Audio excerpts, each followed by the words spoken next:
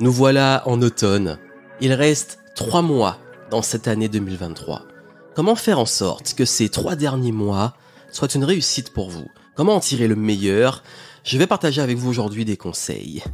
Bienvenue, ici Johan Yangting, bienvenue dans ce podcast et aujourd'hui on va parler de comment réussir la dernière ligne droite de votre année. Quels conseils mettre en place pour pouvoir vraiment progresser, avancer, s'il y a des projets qui traînent, les accomplir, c'est la dispersion du chaos, retrouver de la légèreté, aussi l'automne, les feuilles elles tombent, les journées se raccourcissent, c'est le moment idéal pour faire le tri, pour alléger, pour se remettre un petit peu aussi sur ce qui compte vraiment et arriver, et je vous le souhaite en fin d'année en se disant « Ah, je suis fier, j'ai bien fini mon année ». Donc voilà pourquoi aujourd'hui je vais vous donner des conseils par rapport à ça, notamment ce que vous pouvez faire assez rapidement maintenant pour vraiment préparer l'automne et tirer le meilleur des 3 derniers mois, donc du dernier trimestre de l'année 2023.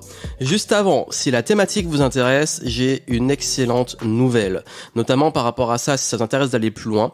Je vais en reparler à la fin, mais je vous le dis déjà, je fais un atelier prochainement, un atelier qui sera en live, suivi d'un challenge de 7 jours, durant lequel je vais vous aider à pouvoir faire le gros tri, mais aussi et surtout retrouver productivité, énergie et mettre en place votre plan pour ces 3 derniers mois de l'année. Si les conseils que je vais vous donner là vous plaisent et que vous voulez aller plus en profondeur, si vous voulez le faire en live, si vous n'avez pas envie de vous retrouver derrière une formation tout seul, avoir du mal à avancer, là le but c'est d'être en direct, ce sera en Zoom, donc on sera en visioconférence et vous allez pouvoir avec moi suivre différents exercices pour pouvoir vraiment faire le tri dans vos projets, réussir à trouver la bonne organisation, mettre en place les bonnes habitudes et routine et donc planifier, créer votre plan pour les 3 derniers mois de l'année. On va le faire assez vite, ça va être simple mais ça va être puissant et du coup voilà, ça vous évite de vous disperser, vous prenez ce temps, on va prendre à peu près 90 minutes, on y va à fond, c'est fait et après vous déroulez et le challenge qui suit va vous permettre de pouvoir créer du momentum, comme on dit, mettre un petit élan positif, un petit coup de boost pour la suite pour pas que ça retombe et vous allez voir c'est vraiment simple, le challenge ça va être 10 minutes par jour qui va suivre ce live et bien entendu les participants vous aurez accès au replay et au challenge. Donc si vous voulez toutes les infos, vous avez le lien dans les notes du podcast, vous allez en descriptif, vous y allez, j'en reparle à la fin, mais en tout cas c'est vraiment l'occasion si vous avez un petit peu besoin là vraiment de prendre de la hauteur, tout mettre à plat et vraiment planifier le reste de l'année, qu'on le fasse vraiment ensemble en direct. C'est un format que je vais faire en direct parce que je sais que si je vous laisse tout seul, le truc il va être là, vous allez avoir du mal à avancer, alors que là on y va et c'est bon, c'est fait, c'est beaucoup plus efficace.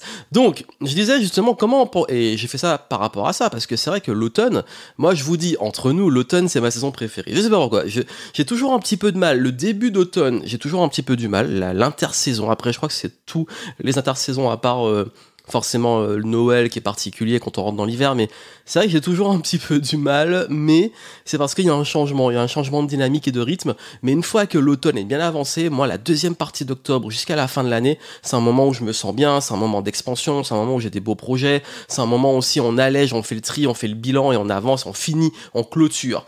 D'ailleurs, si vous avez du mal à finir, ce que je vais vous dire va être extrêmement important.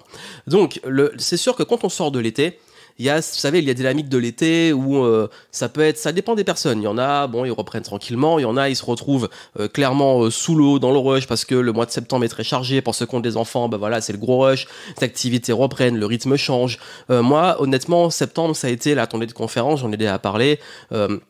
J'ai été pas mal dans le rush, j'étais KO après, d'ailleurs j'ai tourné une vidéo, peut-être que vous l'avez vu sur ma chaîne YouTube, sur le bilan de la tournée de conférence, et donc du coup moi ça a été important et je pense qu'il faut prendre ce moment. Soit vous l'avez déjà pris et c'est top, si vous l'avez pas pris, franchement, prenez-vous, ça peut être un petit week-end ou quelques jours selon votre organisation, un petit moment juste pour vous poser, vous ressourcer et vraiment penser à ce que vous voulez pour cette fin d'année. Vraiment ralentir, parce que parfois septembre met une sorte de dynamique de gros rush là qui vous met dans un truc d'urgence. Moi j'ai failli tomber dedans parce à la fin de la tournée je me suis dit on va enchaîner ça, et je me suis dit non, repose-toi, planifie, et le fait de se poser et planifier permet vraiment de mieux repartir et de pas s'agiter dans une mauvaise direction.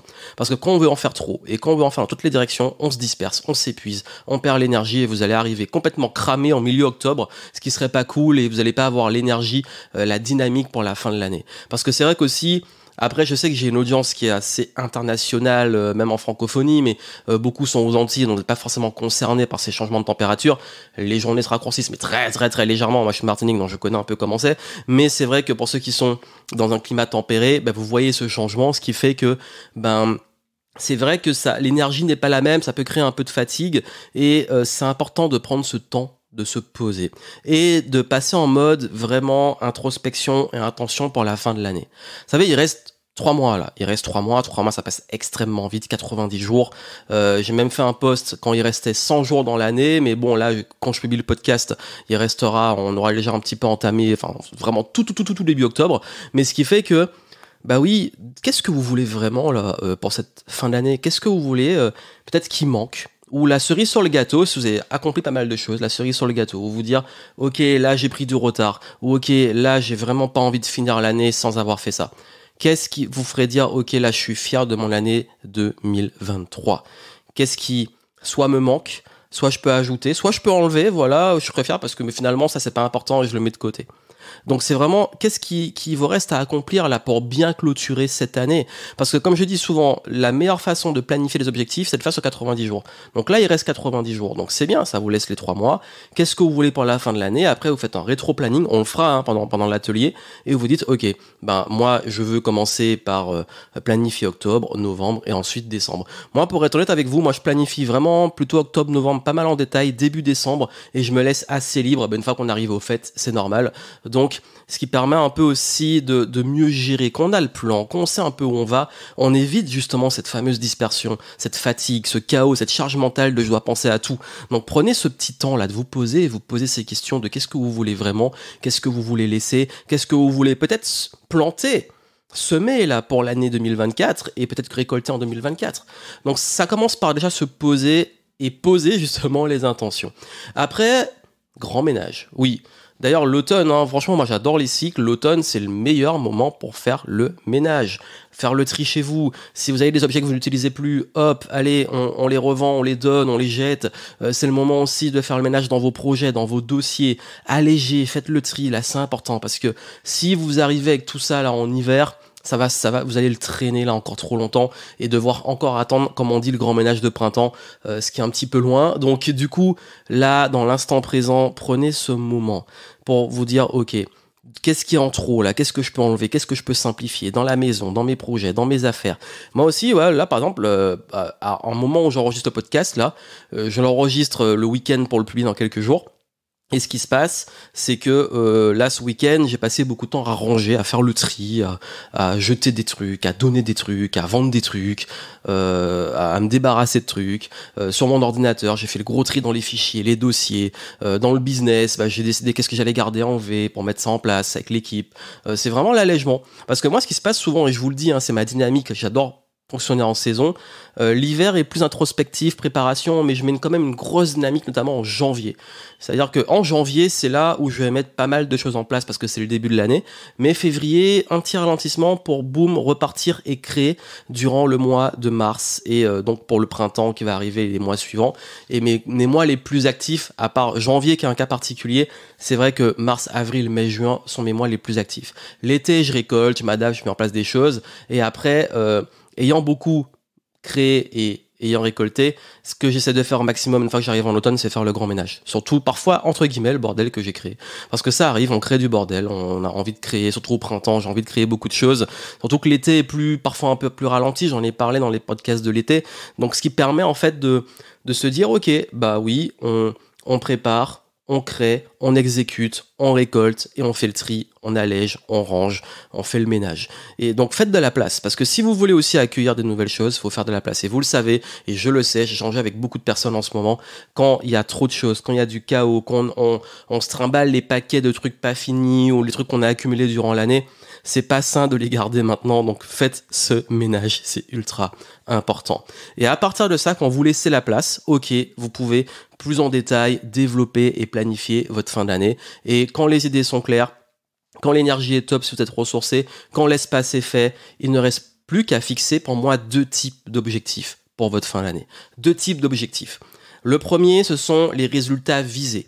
Donc ça veut dire quel résultat vous voulez atteindre. Pour moi, un résultat, un objectif, c'est fini. Ça veut dire je veux avoir terminé le manuscrit de mon livre, je veux avoir terminé avoir publié et sorti mon livre. Je veux que mon programme soit lancé, que mon offre soit lancée. Je veux que j'ai perdu X kilos éventuellement pour l'aspect santé. En fait, quand vous fixez un objectif, fixez-le sous forme de résultat. Et ensuite, ok, quelles actions pour y arriver? Qu'est-ce que je dois mettre en place pour arriver à ce résultat, pour le provoquer? Donc ça, c'est plus pour moi, j'appelle ça des objectifs avec une deadline. J'arrive à tel résultat. Et il y a également pour moi les objectifs qu'on appelle les routines, les process, les habitudes, c'est la récurrence. Alors la récurrence peut amener à un résultat visé. Je donne l'exemple de la santé, forcément, bonne alimentation, faire du sport de façon régulière ou faire un menu quotidien et hebdomadaire, un plan sportif hebdo et quotidien, ça c'est des habitudes pour pouvoir avoir le résultat visé, éventuellement de perte de poids ou de prise de masse, ça dépend de chacun. Mais en tout cas, vous voyez que il y a des choses, même dans le business, il faut faire ça régulièrement pour pouvoir développer l'audience, etc. Ça, ce sont des habitudes et des process. Mais il y a également des habitudes et des process qui sont juste sans forcément une deadline et de la maintenance. Dans mon cas, je sais que par exemple le contenu, je continue à en publier parce que en plus d'aimer ça, c'est important aussi pour la notoriété, la fréquence, la visibilité, la relation, etc. Continuer aussi également à faire mon sport parce que je veux juste rester. En fait, moi, j'ai pas un objectif idéal sportif de performance avec un résultat visé, juste de maintenir une certaine bonne santé. De même, une bonne habitude de sommeil pour l'énergie, une bonne habitude de récupération. Donc, vous avez vu, et bonne habitude aussi de discipline, de création de contenu pour avancer sur mon prochain livre. Donc, vous avez vu, ça, c'est les deux types d'objectifs. Soit c'est, ok, je déroule une série d'actions pour arriver à un résultat et j'ai aussi des choses récurrentes, les mêmes actions tous les jours et ça peut être un mix des deux. Donc ça, il est important de vous dire, ok, c'est où je veux arriver et comment je planifie ça, comment je mets en place mes routines, mes process, mais aussi pour mes projets, quel plan d'action. Et ça va demander, bien entendu, de faire le tri, de prioriser, de savoir par quoi vous commencez. Je sais que ça peut être le chaos, je sais que parfois il y a beaucoup de choses, on se dit, mais je pourrais jamais finir. Faut faire un tri et il faut prioriser, dire, ok, déjà, qu'est-ce que je veux vraiment finir?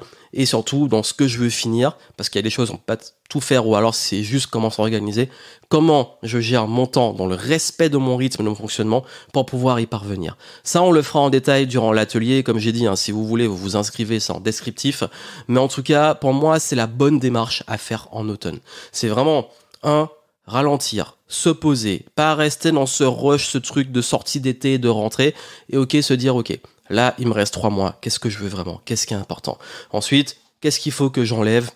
Je fais le tri, je fais de la place. Et après ça, je fixe mes objectifs et je prépare les choses pour les 3 derniers mois. Je fais mon plan, en fait, mon plan quasi détaillé des 90 prochains jours, comme je recommande de faire chaque trimestre. Et une fois que vous avez fait ça, vous êtes bon pour pouvoir rentrer dans cette dynamique et avancer. Donc voilà ce que je voulais partager avec vous. Et comme je vous ai dit, c'est vrai que, comme j'ai dit, moi, c'est très personnel. Je pense qu'on a tous nos saisons. Je sais qu'il y en a qui sont bien à l'été. Moi, l'été, je sais pas pourquoi ça me plombe plus que d'autres saisons. J'adore le printemps, mais vraiment, l'automne, je sais pas, j'ai un petit coup de cœur. J'adore cette période-là. Je pense que c'est très personnel. On a chacun nos périodes, entre guillemets, pour plein de raisons différentes. Mais en tout cas, je sais que c'est vraiment, moi, l'automne, une discipline que je mets parce que je sais que que je sois un petit peu déçu en me disant bon, j'ai peut-être pas avancé sur des projets, ou que je sois dans une super dynamique, en automne, il y a toujours plein de belles choses qui se passent. Quand je prends le temps de faire ce que je vous dis là.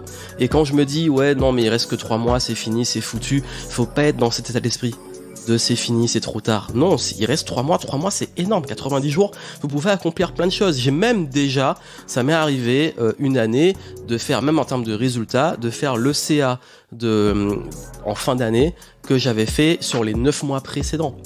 C'est pour vous dire. Et d'ailleurs, même d'un point de vue purement business, mes meilleurs mois d'activité sont souvent octobre et novembre. Comme quoi, sachant aussi que de l'autre côté, c'est janvier et souvent avril, mai, juin. Mais ça dépend. Et encore une fois, il y a le contexte, il y a ce qu'on met en place, il y a tout ce qu'il y a autour. Mais c'est vrai que s'il y a bien une constante, c'est octobre, novembre ont toujours été des très bons mois d'activité pour moi par rapport à mon activité. Et c'est ce qui fait aussi que ça met au-delà juste des résultats dans une dynamique d'avoir envie de créer ce dernier coup de boost, d'arriver en décembre. on a fait ce qu'il fallait faire. Donc c'est ce que je vous souhaite, et en tout cas, comme je vous ai dit, si on peut se retrouver en live, ça me ferait plaisir. Vous pouvez vous inscrire, je l'ai rendu le plus abordable possible tout en restant dans la valeur de ce que ça va être, et vous allez recevoir, comme je l'ai dit, donc quand vous inscrivant, vous êtes inscrit pour un Zoom qui aura lieu, je vous donne la date, si vous écoutez le podcast le dimanche 8 octobre à 20h, heure de Paris. Ce sera en Zoom. Tous les participants, tous les inscrits, vous aurez accès au replay juste après. Et le lendemain, à partir de lundi, vous allez recevoir chaque jour un petit exercice très simple par email. Ça prend 10 minutes, vraiment pas plus. C'est vraiment minimaliste, simple et précis, mais puissant. Et vous allez pouvoir créer ce momentum. Et l'objectif, c'est que vous ayez votre plan d'action, que vous ayez également une clarté sur la direction et vos priorités, et que vous puissiez avoir une organisation qui vous correspond. Ce sont vraiment les principaux enjeux que vous allez mettre en place ensemble. Et justement, le but de le faire comme ça, c'est de le faire ensemble, c'est de pouvoir être présent pour ne pas avoir à procrastiner, être seul dans votre coin, et vraiment, quitte à prendre du temps, on prend ces 2 heures, on se pose, on met tout à plat, vous ressortez avec votre plan d'action, vous suivez le challenge à votre rythme, et là on est bon et vous pouvez vraiment progresser et avancer. Vous voulez prendre votre place, c'est en descriptif. Et moi, comme j'ai dit, je vous souhaite plein de succès, on continue le game. Là, pour le podcast, on va continuer un petit peu le rythme pour cette saison, et puis je vous tiens à jour de pas mal de surprises. Plein de succès à vous, à très bientôt.